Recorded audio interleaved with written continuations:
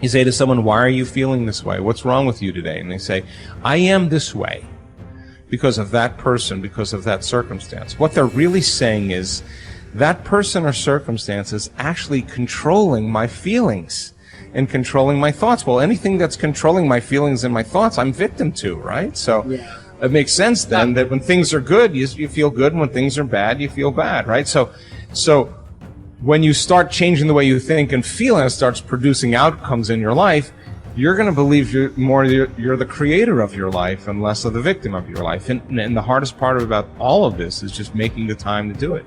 If you're not even peaceful, there is nothing in your life that you can do in a worthwhile way. To be peaceful essentially means this, that you're not messing your mind.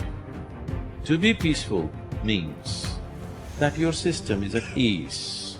You know how to conduct your mind, you know how to conduct your emotions, your body and your energies. You are peaceful. If you change the picture in your mind, you change the chemistry, you change the fate. So I'll give an example.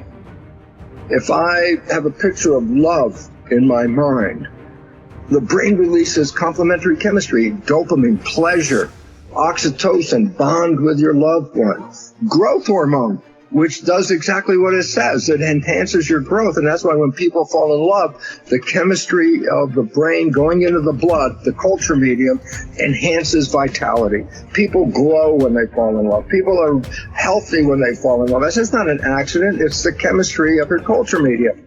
But now I say, but wait, what if I have a picture of fear? I go, oh, well, love chemistry doesn't come out when fear is in the picture. The brain releases stress hormones and factors that affect the immune system and growth of the system. And I go, oh my goodness. I say, why is it relevant? Changing my thought changes my chemistry. The chemistry adjusts my biology.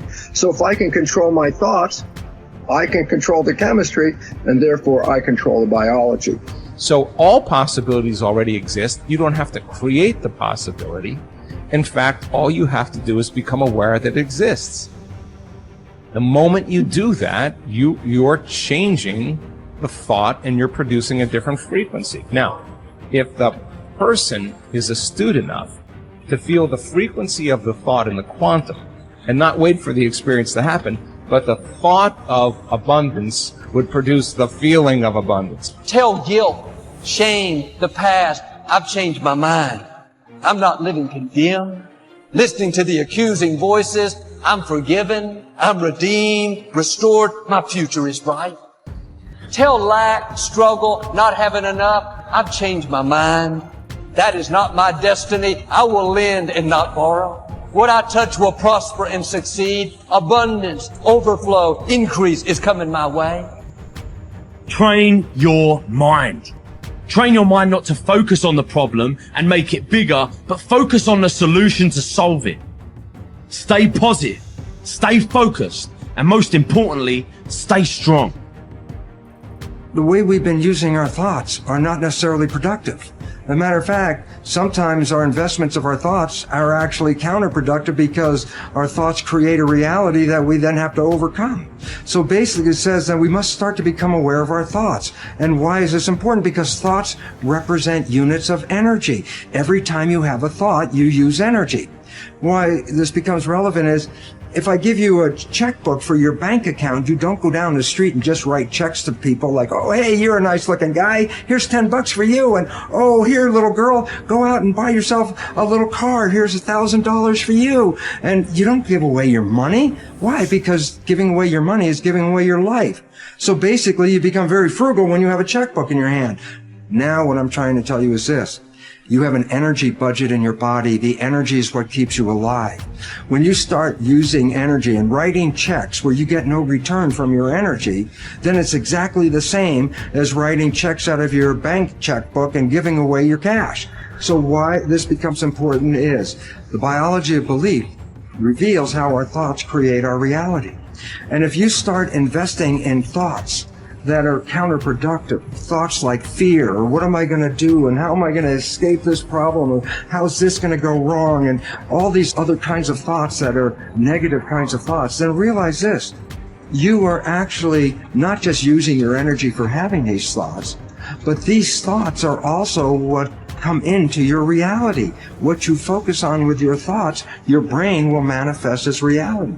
James from Harvard said, believe and your belief will create the fact. All things are possible if you believe. Well, you know, I studied for a long time. I started to study this book, Think and Grow Rich.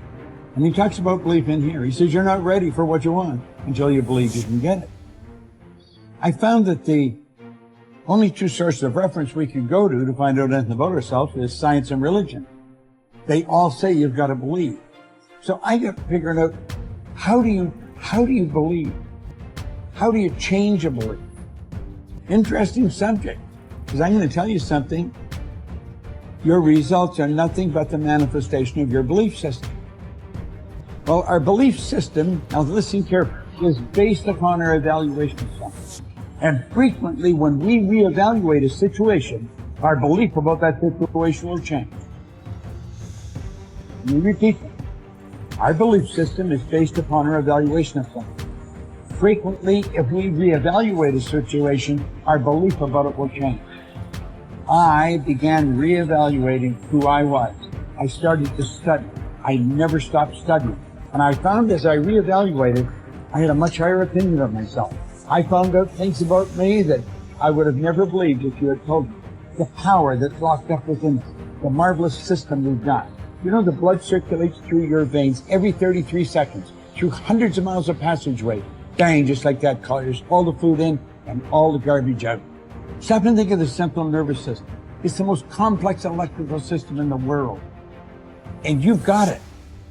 Think of your brain, an electronic switching station like that. You can change the vibration of yourself and everything around you. You have awesome powers. And it's all based on what you believe about you. Nothing is so embarrassing as watching someone do something that you said could not be done. People who embrace possibility thinking are capable of accomplishing tasks that seem impossible because they believe in solutions. When you believe you can do something difficult and you succeed, many doors open for you. Big thinkers are specialists in creating positive, forward-looking, optimistic pictures in their own minds and in the minds of others. If you embrace possibility thinking, your dreams will go from molehill to mountain size, and because you believe in possibilities, you put yourself in position to achieve them. The winners in life think constantly in terms of I can, I will, and I am. Losers, on the other hand, concentrate their waking thoughts on what they should have done or what they don't do.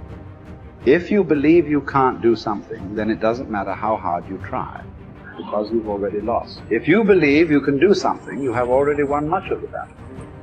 First step in becoming a possibility thinker is to stop yourself from searching for and dwelling on what's wrong with any given situation.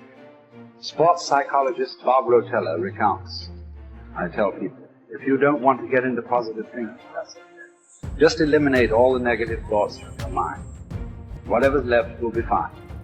If possibility thinking is new to you, you're going to have to give yourself a lot of coaching to eliminate some of the negative self-talk you may hear in your head. When you automatically start listing all the things that can go wrong, or all the reasons something can't be done, stop yourself and say, don't go there.